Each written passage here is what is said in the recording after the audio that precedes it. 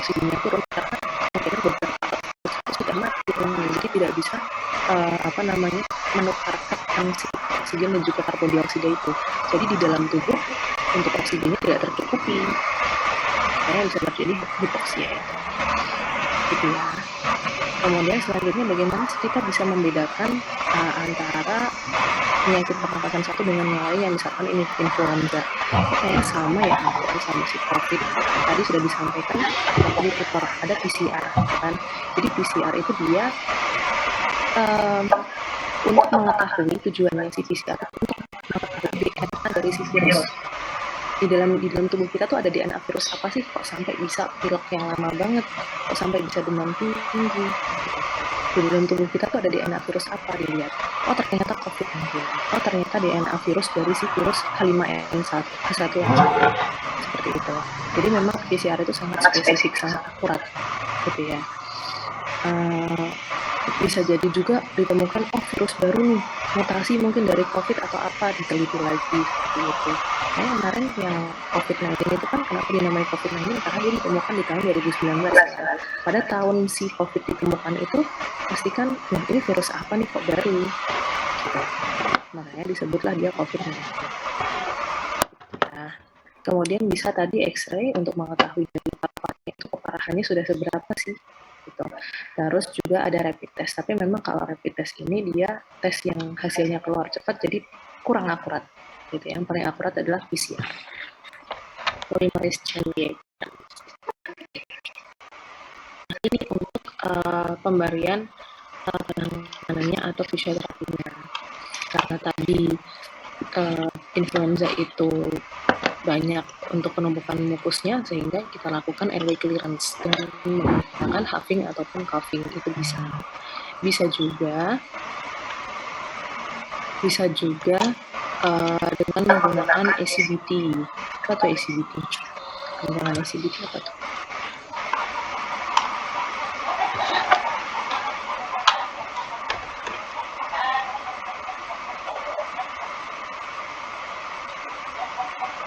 Apa ACBT? Saya hanya ngomong.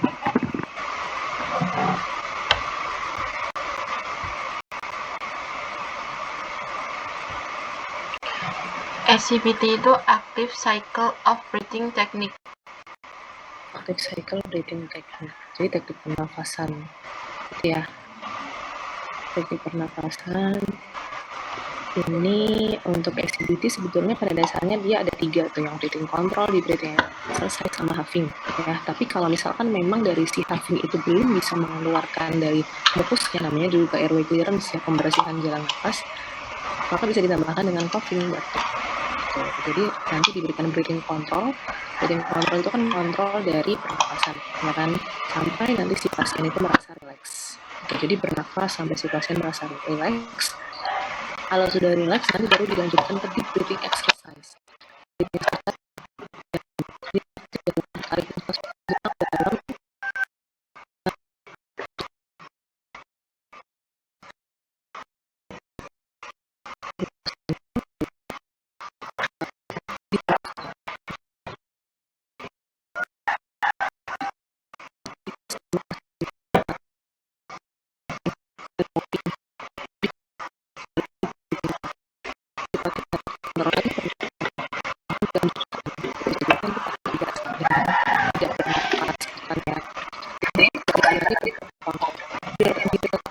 lagi si pasien sampai nanti sudah relax, baru dilanjut deep breathing exercise lagi. Kalau memang dari deep breathing exercise bisa sudah bisa dilakukan di level 5 kali tadi, lanjut lagi ke huffing.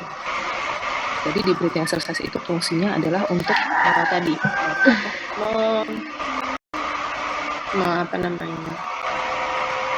melepaskan dari si mukus dari saluran pernapasan. Huffing atau coughing untuk mengeluarkan. Huffing, kalau huffing sejak nggak masalah, nggak usah dilanjutkan. Gitu ya. Untuk posisinya dilakukan ACBT seperti apa nih? Posisi ACBT Half lying, Bu. gimana? half lying, setengah duduk. Apa lagi? Ada lagi?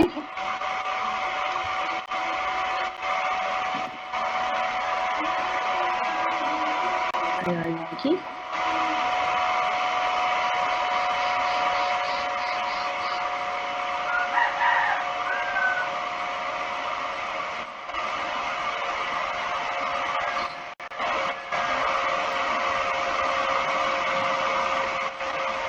Ada lagi selain half lying itu?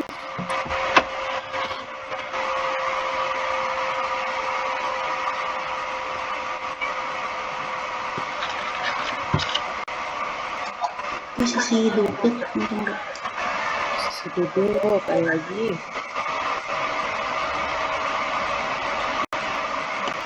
Mungkin jika pasiennya mampu untuk berdiri, mungkin bisa dengan berdiri, tapi dengan konsekuensi si pasien ini nanti nggak seimbang. Mungkin dia akan cenderung lebih mudah lelah, mudah capek, atau mungkin mudah pusing juga, Bu.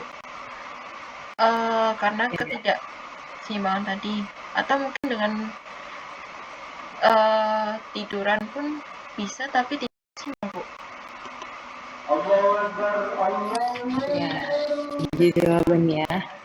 Benar sih tadi kalau berdiri lebih riskan ke pasiennya, lebih beresiko untuk pasien ya kan, karena tadi pasien bisa saja dia ketika melakukan debriefing exercise dia mungkin pusing atau malah mungkin penglihatannya udah nggak jelas karena udah rasanya sesak seperti itu bisa jadi.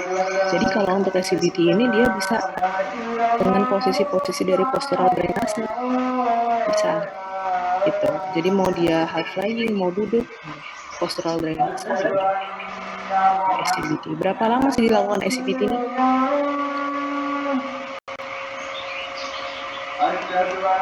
Mungkin 10-15 menit. Ya, bisa 10 menit, 15 menit tergantung sampai pokoknya dari saluran pernapasannya itu terasa sudah bersih, nggak ada crackles-nya lagi. Ya, karena kan tujuannya memang dia airway clearance untuk membersihkan jalan nafas. Gitu ya. Kemudian ini kontraindikasinya bisa kalau tiba-tiba tidak bernapas berarti tidak boleh dilanjutkan. Kalau dalam keadaan tidak sadar tidak boleh diberikan. Tidak dapat mengikuti instruksi tidak boleh diberikan. Kondisinya yang gelisah atau bingung juga tidak boleh diberikan. Gitu ya. SCBT. Dan kemudian ada autogenic drainase. Autogenic drainase juga sudah kan ya teman-teman belajar itu ya. Autogenic drainase pada dasarnya itu prinsipnya adalah unstick secretion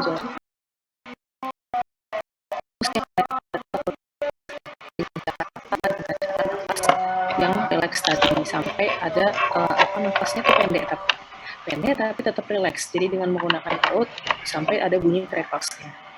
Berarti kan kalau ada bunyi crackles tuh sudah dari saluran pernapasannya si mukusnya itu kan sudah lepas ya. Kemudian relax secretion, jadi mukusnya itu dikumpulkan. Kalau sudah lepas kemudian dikumpulkan dengan cara apa? Tarik nafas panjang kemudian ditahan. Setelah ditahan dihembuskan sekalian membawa dari si mukus itu ke saluran pernapasan atas jadi bisa dikeluarkan. Kemudian evacuate secretion, jadi mengeluarkan mukus itu.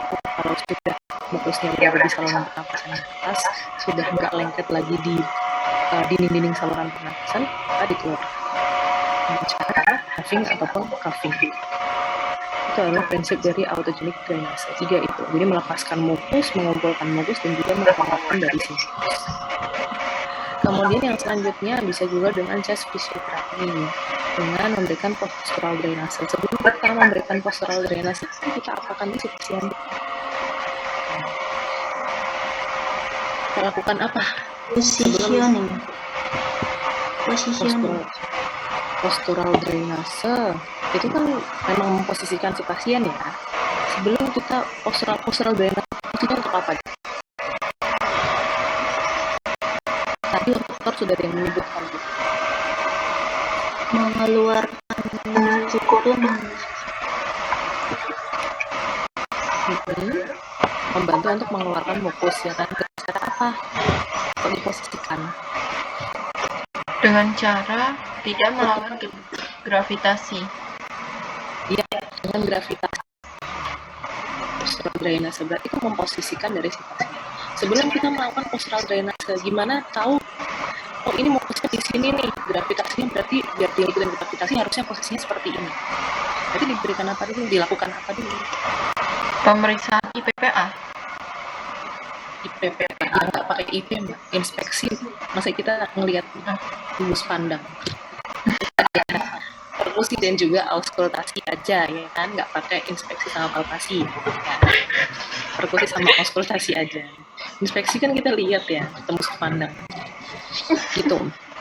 Betul sekali. Jadi sebelum kita lakukan postural drainase, kita harus tahu di mana letak dari mupusnya dengan cara auskultasi.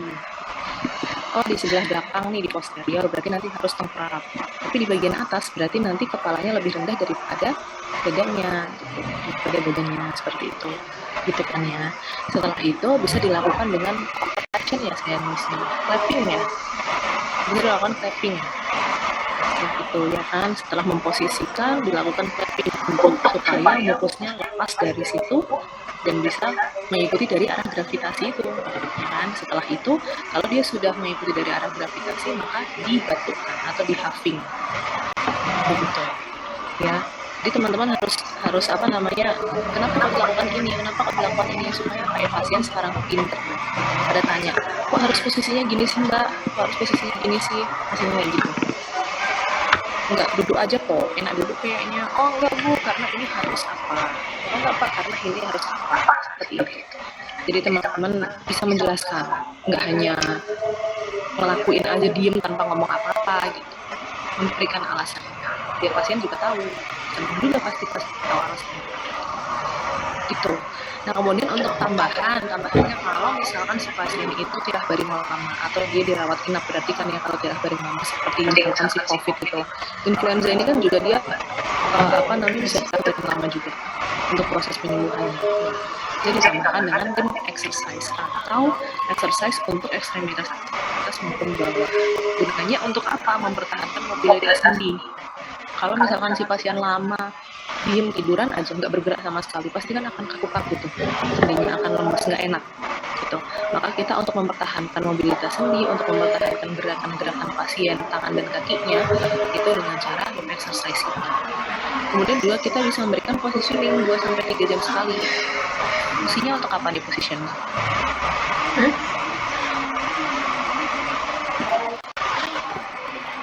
Untuk apa position?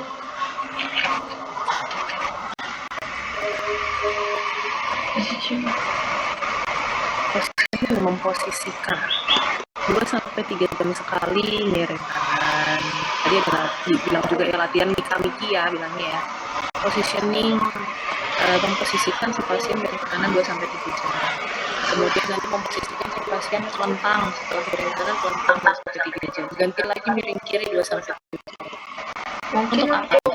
Mungkin untuk memperlancar sirkulasi darah Bu, dan juga untuk istilahnya itu kayak meregangkan otot supaya nggak kaku karena nggak digerakin.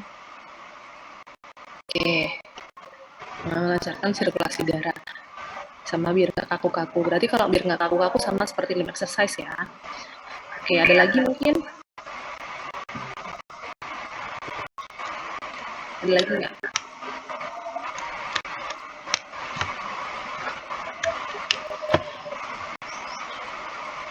Melancarkan sirkulasi.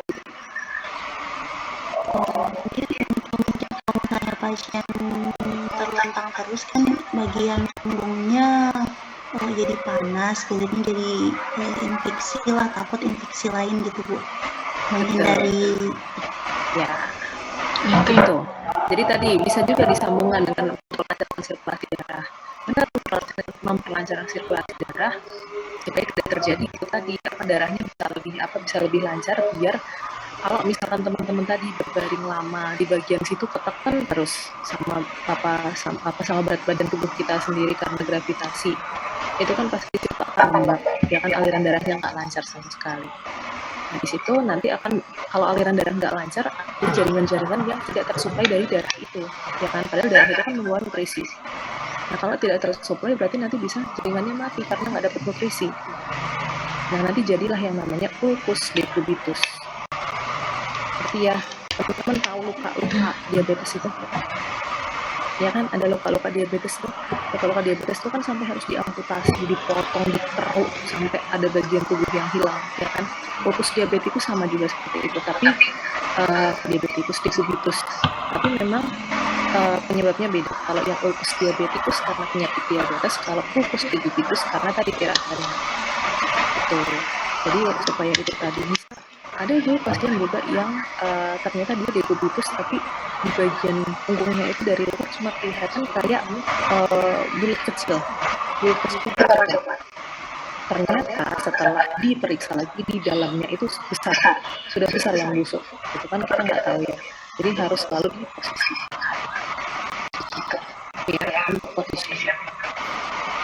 Oke, kita lanjutkan ke sinusitis. Jadi sinusitis ini dia adalah namanya sinus, berarti kan kalau ada itisnya itu berarti peradangan.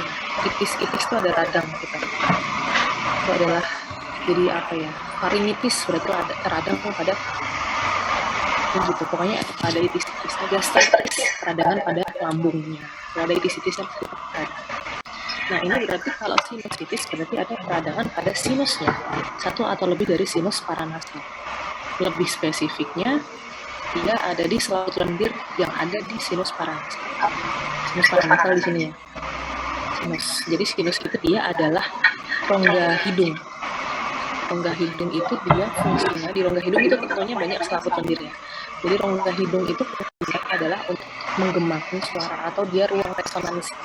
Coba teman-teman humming atau menggumam, gitu, pasti akan kerasa di sini bergetar, gitu, di sini bergetar, humming, gitu, itu untuk menggemakan suara, bikin suaranya bergetar.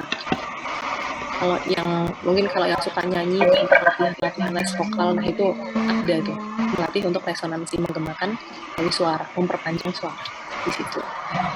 Tuh, kemudian sinusitis ini dia penyebabnya itu banyak. Jadi ada infeksi dari mikroba, virus, bakteri jamur, kemudian alergi, polip hidung tahu ya, yang kayak apa sih? Kayak sariawan gitu, yang banyak tapi putih-putih gitu. Terus ada septum hidung yang sangat menyimpang, septum atau sekat hidung yang menyimpang atau tidak normal. Itu penyebab-penyebab dari si sinusitis. Nah, kemudian gejalanya itu bisa sampai sakit kepala. Terus penumpukan mukus tentunya ya, karena tadi yang terkena adalah selaput lendirnya. Kemudian hidungnya sampai tersumbat. Kalau sudah hidung tersumbat, maka tidak mampu untuk mencium. Kemudian bisa jadi demam dan juga batuk. Ada di sini yang kena sinusitis atau rinitis atau rhinosinusitis. Ada nggak? Saya dari kemarin belum menemukan. Kebetulan saya kenanya rhinosinusitis. Gitu. Jadi nanti mungkin saya bisa cerita sedikit ya. Kalau gejalanya itu betul seperti ini. Jadi memang sakit untuk tarik nafas aja kalau saya kan karena alergi ya. Kalau di tempat yang dingin atau misalkan di ruangan ber-AC yang dia suhunya rendah banget gitu ya, tarik nafas itu sakit, jadi kayak tertusuk gitu di bagian sinusnya ini. Itu yang pertama. Kemudian setelah itu nanti pasti langsung keluar langsung ingusan gitu. Tapi ingusannya bukan yang terus kita bisa bernafas gitu, nggak, itu sama sekali nggak bisa bernafas. Jadi betul-betul tersumbat di sini. Jadi betul-betul tersumbat, nggak bisa nafas. Nah, terus kalau sudah gitu, udah nggak bisa nafas, harus pakai mulut. Maka akan kesulitan mencium bau. Kemudian bisa jadi terjadi tekanan peningkatan, pusing, gitu, sakit kepala, gitu ya. Kemudian kita lihat di sini ini untuk anatominya, biar teman-teman tahu ya. Ini adalah yang nama sinus paranasal ini dia sama dengan nama tulangnya, di mana dia berada, rongga tulang ya namanya. Di sini ada di sinus maxillary karena di sini kan tulang maksila. Di sini sama juga ethmoid sama sphenoid. Terus kemudian di sini ada frontal. Ini sinus paranasal. Kemudian di sini kosong gitu kayak ada ruangan. Terus ini untuk pemeriksaan penunjangnya bisa dilakukan ronsen, CT scan, MRI, SNOT 22 questionnaire. Kalau ronsen itu nanti biasanya dia di depan tampaknya. Kalau yang CT scan itu hasilnya seperti ini. Ini CT scan. Terus untuk MRI itu biasanya dia hasilnya banyak, nggak cuma satu. MRI itu biasanya per bagian kepala itu ada. Terus untuk SNOT 22 questionnaire itu berupa pertanyaan yang memang berhubungan dengan sinusitis. Nah, ini teman-teman bisa lihat nih, ini sebelah kanan, ini sinus maksilaris sebelah kanan, ini sinus maksilaris sebelah kiri. Ya, sinus maksilari kanan kiri. Teman-teman bisa lihat bedanya, ya kan? Yang di sini itu bening, ya. Dia kayak kosong gitu. Tapi yang di sebelah kiri, teman-teman bisa lihat di sini ada putihnya. Yang bening, yang kosong cuma segini. Ya kan? Kelihatan ya. Nah, ini adalah sputum. Jadi kalau misalkan di ronsen atau CT scan itu ada putih-putih, biasanya dia memang ada kerusakan atau penumpukan massa. Seperti tadi influenza juga yang saya bilang, di paru-parunya ada putih-putihnya, berarti dia terjadi kerusakan. Sama ya, di sini maksimal. Sini harusnya normalnya seperti ini, yang sama. Nah, ini untuk patofisiologinya. Jadi virus, bakteri, jamur, maupun polip yang menyerang atau terkena pada upper respiratory system, tentunya upper respiratory system ya, karena dia di sinus paranasal bagian atas rongga hidung tadi ya, rongga hidung itu kan masuk ke upper respiratory system. Yang menyerang upper respiratory system itu maka tentunya tadi sama seperti influenza, mereka itu kan adalah benda asing, sehingga sistem imun akan bekerja gitu.